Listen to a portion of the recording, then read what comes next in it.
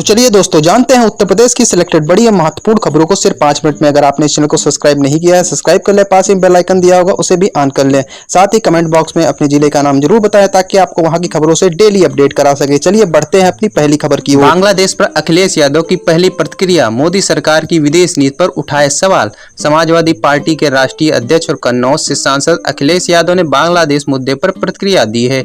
Social media site x पर लंबी post में अखिलेश यादव ने बिना किसी देश का नाम लिखे जो बयान जारी किया है उसके कई मायने निकाले जा रहे हैं। सपा प्रमुख अपनी पोस्ट में वैश्विक इतिहास का संदर्भ लेते हुए इशारों में बांग्लादेश की हालिया स्थिति पर टिप्पणी करते हुए मोदी सरकार को भी नसीहत दी है। सपा चीफ ने लिखा, विश्व इतिहास गवाह है कि विभिन्न देशों में सत्ता के खिलाफ उस समय की कसौटी पर सही गलत कारणों से हिंसक जनक्रांतियां, सैन्य तख्तापलट, सत्ता विरोधी आंदोलन विभिन्न कारणों से होते रहे हैं। ऐसे में उस देश का ही पुनरुत्थान हुआ है जिसके समाज ने अपने सत्ता शून्यता के उस उथल पुथल भरे समय में भी अपने देशवासियों की जान, माल व मान की रक्षा करने में धर्म, जन्म, विचारधारा, संख्या की बहुलता, अल्पता या किसी अन्य राजनीतिक विद्वेष या नकारात्मक संकीर्ण सोच के आधार पर भेदभाव न करके सकारात्मक बड़ी सोच के साथ सबको एक समान समझा और संरक्षित किया है।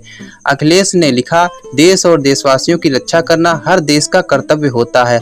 सकारात्मक मानवीय सोच के आधार पर एक व्यक्ति के रूप में हर निवासी पड़ोसी की रक्षा करना भी सभ्य समाज का मानवीय दायित्व होता है, फिर वह चाहे किसी काल, स्थान, परिस्थिति में कहीं पर भी हो। नोएडा में हाई प्रोफाइल रेव पार्टी पर छापा, 35 छात्र गिरफ्तार, शराब और मादक पदार्थ बरामद।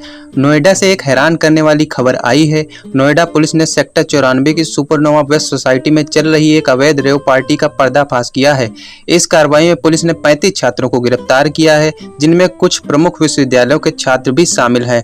जानकारी के मुताबिक यह पार्टी सोसाइटी के फ्लैट में चल रही थी, जहां शराब और ड्रग्स का खुलेआम सेवन हो रहा था।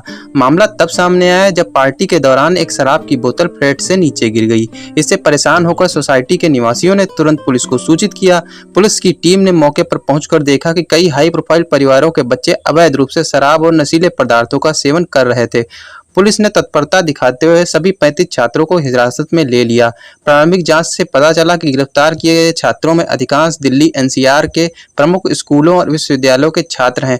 पुलिस ने मौके से बड़ी मात्रा में शराब और मादक पदार्थ भी बरामद किए।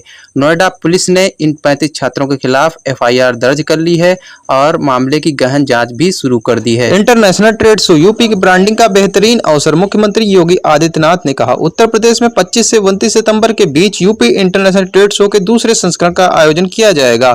मुख्यमंत्री योगी आदित्यनाथ ने रविवार को ट्रेड शो आयोजन की तैयारियों की समीक्षा की है। उन्होंने प्रदेश के प्रमुख विभागों को निर्देश दिया कि वो कार्यक्रम में अपनी उपलब्धियों का प्रदर्शन करे। उन्होंने कहा कि यह प्रदेश की ब्रांडिंग का बेहतरीन अवसर है। यूपी इंटरनेशनल ट्रेड शो में उत्तर प्रदेश के क्राफ्ट और कल्चर पूरी दुनिया साक्षात करेगी। इसका दूसरा संस्करण सोर्सिंग का अद्वितीय मंच थीम पर आधारित होगा। उन्होंने कहा कि यूपी इंटरनेशनल ट्रेड शो में बड़े उद्योग, आईटी, आईटीएस, एमएसएमई, स्टार्टअप, शिक्षा, कृषि, स्वास्थ्य, पर्यटन व संस्कृत ऊर्जा, नवीनीकरण ऊर्जा, ओपीडी जैसे सेक्टरों के उद्यमियों, एंटरप्रेन्योर, विनिर्माताओं और निर्माताओं के लिए वैश्विक मंच उपलब्ध कराएगा। इसे भव्य स्वरूप देने में कोई कसर नहीं रखी जाएगी। मुख्यमंत्री योगी आदित्यनाथ ने कहा कि ट्रेड शो के सफल आयोजन में भारत सरकार के विदेश मंत्रालय, वाणिज्य मंत्रालय, उद्योग प्रोत्साहन एवं आंतरिक व्यापार विभाग और एमएसएमई मंत्रालय की ओर से अपेक्षित सहयोग मिल रहा है। अलीगढ़ में होगा वंदे भारत एक्सप्रेस का ठहराव, 16 अगस्त को स्टेशन पर रुकेगी पहली बार। दिल्ली से अयोध्या के बीच प्रयागराज के रास्ते चलने वाली वंदे भारत एक्सप्रेस का अलीगढ़ जंक्शन पर ठहराव होगा। यात्री वंदे भारत के अलीगढ़ में ठहराव के काफी समय से मांग कर रहे थे। अलीगढ़ वासियों के लिए अच्छी खबर है कि दिल्ली अयोध्या वंदे भारत एक्सप्रेस का 16 अगस्त से अलीगढ़ स्टेशन पर ठहराव होगा। इसके लिए यात्री लंबे समय से मांग करते आ रहे थे। बताया जा रहा है कि उत्तर मध्य रेलवे के प्रयागराज मंडल की ओर से इसका प्रस्ताव रेलवे बोर्ड को भेजा गया था। ठहराव के बाद अलीगढ़ से जिन लोगों को हाई कोर्ट या अन्य कार्यों में से आना है वह सुबह 8 बजे के आसपास वहां से चलकर दोपहर 12:30 बजे तक दिल्ली पहुंच सकते हैं। बसपा यूपी विधानसभा की 10 सीटों पर उपचुनाव, पूरी दमदारी से लड़ेंगे, मायावती का बड़ा ऐलान। बसपा सुप्रीमो और पूर्व मुख्यमंत्री मायावती ने कहा कि प्रदेश की 10 सीटों पर होने वाले विधानसभा उपचुनाव बसपा पूरी दमदारी से लड़ेगी। रविवार को पार्टी प्रदेश कार्यालय में वरिष्ठ पदाधिकारियों एवं जिलाध्यक्षों की बैठक में उन्होंने कहा कि उपचुनाव की तारीख की आधिकारिक घोषणा नहीं हुई है। लेकिन इसको लेकर सरगर्मी बढ़ गई है। खासकर भाजपा और इनकी सरकार द्वारा इसे प्रतिष्ठा का प्रश्न बना लेने से उपचुनाव में लोगों की रुचि बढ़ी है। बसपा उपचुनाव में सभी सीटों पर अपने उम्मीदवार उतारकर दमदारी से चुनाव लड़ेगी। बसपा सुप्रीमो ने पार्टी के जनाधार को बढ़ाने के लिए पिछली बैठक में दिए गए दिशा निर्देशों की प्रगति रिपोर्ट भी ली। उत्तर प्रदेश मौसम समाचार। मौसम हुआ सुहाना। आईएमडी के मुताबिक आज यूपी के 18 जिलों में भारी बारिश की संभावना।